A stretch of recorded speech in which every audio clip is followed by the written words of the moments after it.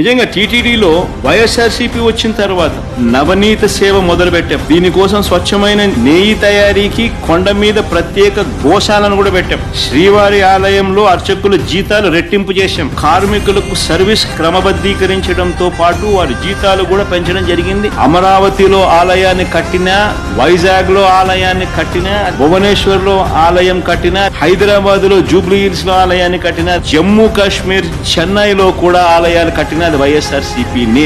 స్వామివారి దర్శనానికి వచ్చే భక్తులకు సేవలు అందిస్తా ఉన్న ఉద్యోగులకు మరింత తోడుగా నిలిచేందుకు 9,000 మంది ఉద్యోగులకు ఇళ్ల పట్టాలు ఇచ్చింది కూడా వైఎస్ఆర్సీపీ ప్రభుత్వమే.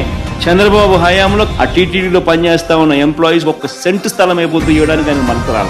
మతాధిపతులు అందరితో కూడా విద్వత్ సదస్సులు నిర్వహించింది కూడా మేమే. ఏదైనా మంచి జరిగింది అని అంటే వైఎస్ఆర్సీపీ ప్రభుత్వ హయాంలోనే అని చెప్పడానికి ఇవన్నీ కూడా ఎగ్జాంపుల్స్.